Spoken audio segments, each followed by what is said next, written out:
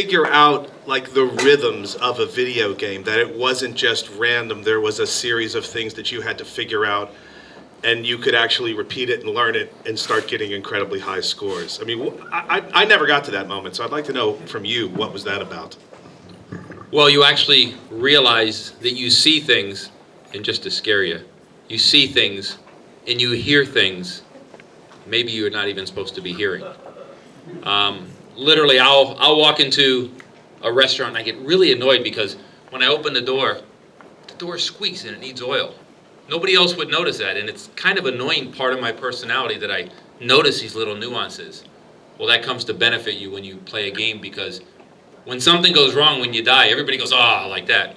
And I go, why did that happen? Oh, okay. And I go and I play it again. I got past that. It happened. Why did that happen? Oh, here. So it's a little obsession that you have in your mind where you see and hear and remember everything, and you're constantly backtracking. I remember when I was a little kid, in order to be really good at spelling, I would be tested on words, like really quickly, right now to yourself, spell the word Nibbler, but spell it backwards. You'll go R, E, and you'll spell it forward, however many, 9 times, to grab a letter to spell it backwards. And then it processes and it sticks in your head. So I answered that question on purpose, just to confuse you even further. Thank you. I appreciate that. That was good. That was good. That gave me no information. So just raise your hand out there to whomever you'd like to speak to or ask a question of, and we will go. Oh, sorry, that was a flash bulb. Or we could just start asking Walter to take his shirt off and show us that beach body if you really want. That's the Yoda of the video game world. Okay, right there in the black shirt. We got a little glimpse into the backstory of the great Walter Day. When are we going to get the full documentary? Day by Day, the Walter Day story. Day by Day. That's Day by Day. That's the name. Well, who knows how that's going to happen? But many of you know from watching some of the earlier documentaries that one of the most serious and important things to me for the rest of my life is going out and doing music. Back in 1985, I had this beautiful girlfriend who suddenly called me up one night and said, "Walter, I secretly have been seeing a friend of yours." And so that completely broke my heart. And for some crazy reason, I started hearing music play in my head. And some of it, some people think is pretty good. You know, we'll see. But the thing that is so special to me is a lot of scientists who study neurophysiology say that they're realizing that the brain is very elastic and it can grow in any direction based on that old adage that whatever you put your attention on grows in your life. So I'm going to face the challenge soon where I'm going to go out there and try and do the music, even though who knows how good of a musician I'll be or how good of a songwriter, but I'm just going to go out and try it. And if I'm not successful, that's okay, because at least I tried it and I gave it a shot, because I had a lot of fun, as Billy just said, and that's so important. So I have to grow in the direction of that skill set to be able to do the music as I hear it inside. So that will be part of whatever comes out that you're sort of addressing there, that there will be hopefully some future for me to do something new and different that'll really challenge me, because right now to do the music involves a lot more intelligence and creativity than I have, but that doesn't mean I can't grow those skills and those qualities, and that's important. I always have the punchline. He has said to me on more than one occasion, he has said that he wanted to go into music, and when I had different ideas about different projects, he said, no, he says, because I may go to India. He says, or I may move to India. So, yeah, you did. At any point in time, this would be his last show. He said that to me for the first time in 1985. So don't take him too serious. He's not going anywhere. He may just begin doing other things in addition to this. Red shirt right there. Good. Yeah, I wanted to know, mostly a question for Walter, but how did the video game crash really affect your business? Did it really affect you guys at all, the game community in your area? Okay, it's complex, but I think I can put it out in a simple expression. When you open up an arcade, most arcades, a legendary arcade man's right up here, Tom Rhodes. So Pay attention to what I'm saying, Tom, see if you agree with me. Most arcades didn't own their games. And when Twin Galaxy started, we, like other arcades, were leasing them from what was called a route operator, who would buy them from a distributor. The distributor would get them from the manufacturers. The distributor would put it out to route operators who would have them placed in Walmarts or restaurants, whatever, and then in arcades too. So when we had our 22 games put in Twin Galaxies when it first opened up, each one of those cost between $29.50 and $32.50 back at the end of 1981. That was the equivalent of having 22 new cars inside our place, each with its own mortgage. So the games had to earn enough money to pay the monthly mortgage on the games, but then all sorts of people like doctors, dentists, and lawyers would see, wow, that place is making a lot of cash flow. Applied our place, suddenly a truck pulled up and confiscated their games. And the next day we're completely empty. And one day we're completely empty. We couldn't get anybody to come in because everybody's going out of business, because everybody had highly leveraged mortgages on all their games, and the game stopped earning enough money. So it caused a problem across the whole nation, which became the bust. Does sum up okay? To answer your question, it caused the places to go out of business. When we were riding here from the airport, we were naming arcades that we dealt with back in the 80s. We're naming and naming and naming, and he's on his phone looking. There's one that's still in business, and it's in Canada. But the fact of the matter is, yeah, it just absolutely made things that stink. But the scoreboard was actually operated independently from the arcade. So although the arcade died or closed, the scoreboard continued on. Next question. Yes. Do we see somebody up there? Yep, over there. Black shirt. I got, for both of you, I recently saw a documentary called Work Hard, Play Hard, and it's about these kind of international tournaments where they just sell out stadiums and play like League of Legends and things like that. What are your thoughts about these tournaments, and where do you see the future of that being in? How many people played in arcades back in the early 80s? Everybody? Okay. Remember, if there was anybody in the arcade who, when they put the quarter in one of the games and was really good at it, how everybody would gather around? The reason everybody would gather around to watch them is because even back then, in that infancy era of of arcade gaming and everything, even back then, people wanted to watch great players play, and they would crowd around that game. That same spiritual quality is still up and running, but now the technology and the infrastructure and the sponsors and the organization allow it to become a major world phenomena where millions of people can watch without having to be in the arcade. In the old days, you're standing there, and the only people watching you are the ones who can fit in the room and who happen to be there behind you. But now, through the interconnectivity of the infrastructure of the worldwide internet, everybody can watch if they want to. And it turns out that people do want to watch it. So therefore, there's a huge spectator base that's building up. Lots of sponsors recognize that because it's going to get their brand name in front of lots of eyeballs. I've said this so many times, I feel like a broken record.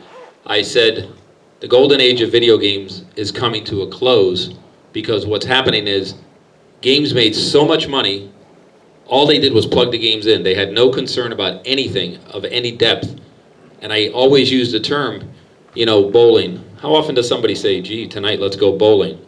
Bowling exists because of leagues, because of structure, and because it creates competition amongst people. The same with pool leagues and things like that. And video games never had any structure because it was just such a money-hungry business, and it was driven, and they had all they could do to carry quarters to the bank. And it crashed so far, so hard, that at that point, they had no concern in the world except how do I stay alive or how do I survive? And of course, the transformation went into home games, and it got lost to history, the whole idea or the whole opportunity of organizing things. But now that there's a worldwide market, they can see everything, I guess they have another opportunity. I have a question I'd like to throw out to Billy.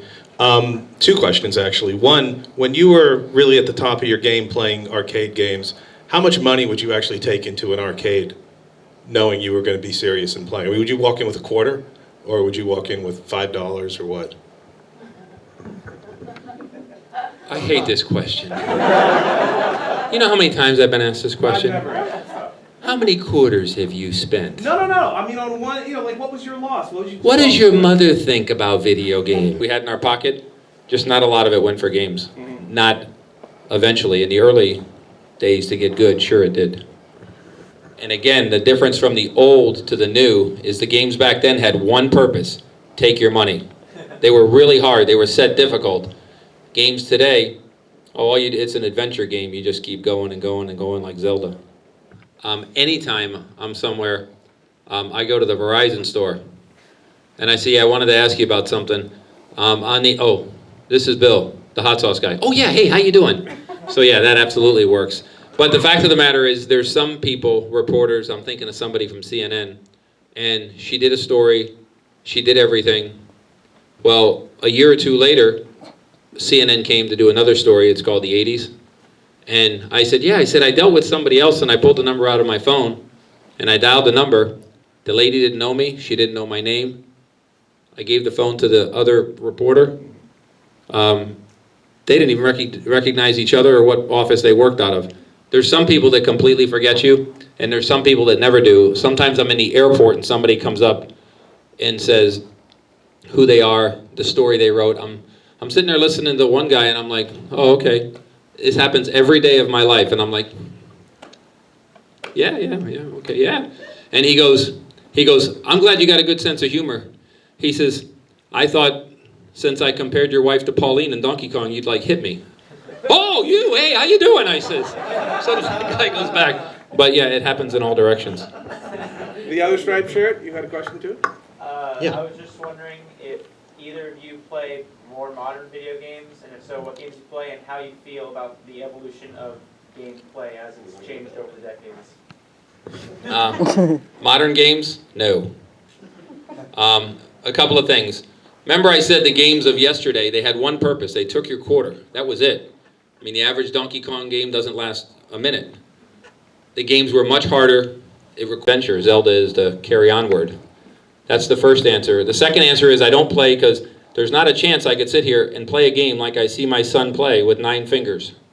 A joystick and a button is the limit.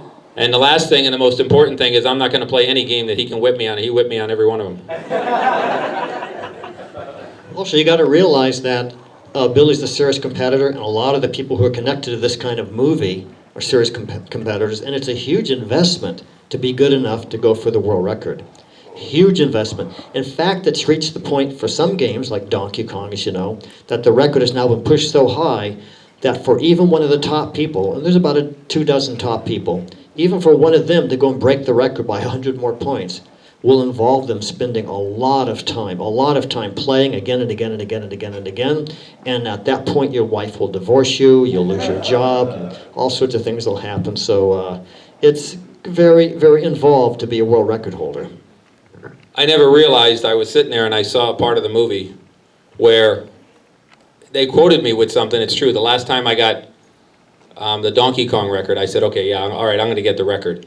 And I sat down and I began to play, and I played and played and played. And how many games did I play? 94.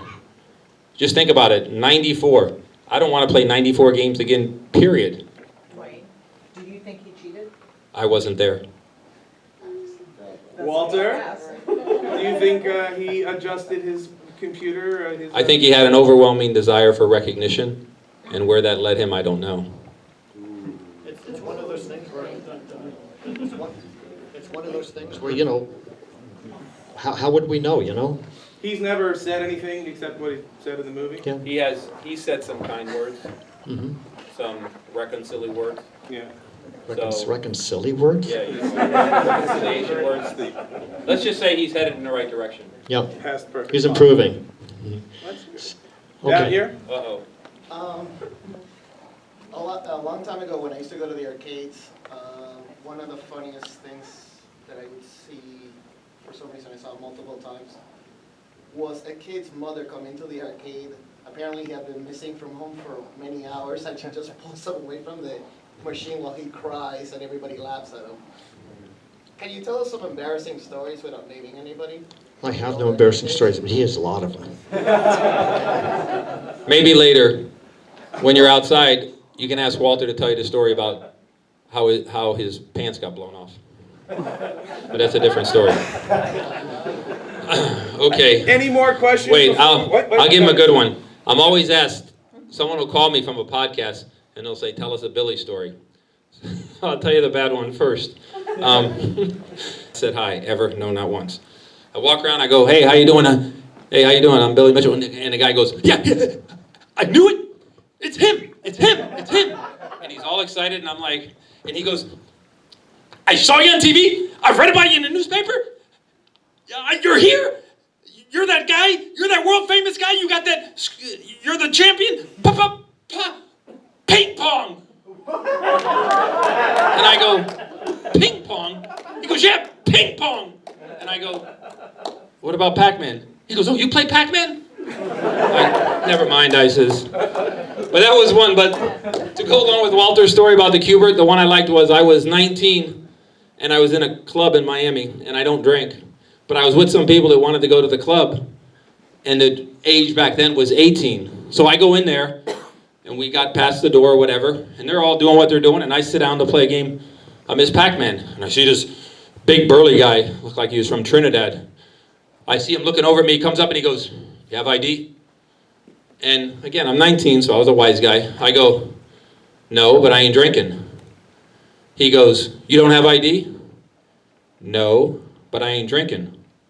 He goes, you have to have ID. Okay, I said I don't have it, but I don't drink. And there's a little staring contest. I was just about to put the quarter in the game. He says, last game. And then people that work there started to watch. And I thought, oh boy, this is what I need. I go, do me a favor. Yeah, I go, sit right here and watch this for me. Don't let no one touch it. I put it in a hiding spot. I mean, I had to go to the bathroom. So I get up from the game and I go to the bathroom. And I'm wondering if he's watching me, and I don't turn around to look. I go to the bathroom. Then I come back a couple minutes later. The guy's still there. He's guarding it. And as I walk back, he spots me. I went there. I sat down, and I started playing. And he grabs the guy that works for him like this, and he pulls him over, and he says, I told you to keep an eye on this guy. He goes, I'm watching every move he makes. And he goes, I said, that's his last game. And he goes, yeah, you said that's his last game. He goes, yeah, that was his last game. He goes, this is his last game. I wanted his first game to be his last game. He goes, his first game is his last game. He goes, you're trying to tell me he's still on the same game? He goes, no, I'm telling you, he's still on the same first man. So that was the other funny story. All right, we're going to have to wrap it up here. The boss of that division that's in charge of Kraft macaroni and cheese. Okay? He is the cheese. Okay. Ladies and gentlemen, Billy Mitchell. Let's hear it for... no. Okay. So, on behalf of the billion gamers who aren't here, I'd like to propose that we're all speaking on their behalf, and as a group, because Jose over here of Obsolete Gamer is filming this, that as a group, we would like to send a message out, and we're going to post this online. Send a message out that it's time for all these different product manufacturers, not just Kraft macaroni and cheese, to start recognizing esports champions and give them the due they deserve so that things like this would happen. John, the big moment. Okay? So that Tim, we want to propose to them, we're going to put it on YouTube and start a campaign to encourage Kraft macaroni and cheese to put Tim McVeigh as the first esports celebrity on, some sort of food product like this. Reminiscent of Mickey Mantle and Roger Maris being, the Wheaties box, the Breakfast of Champions, 50 years ago. It's time the product manufacturers in the world caught up with the fact that esports is the big deal and start honoring people like Tim and other people. So let's all stand and give a cheer for Tim McVeigh.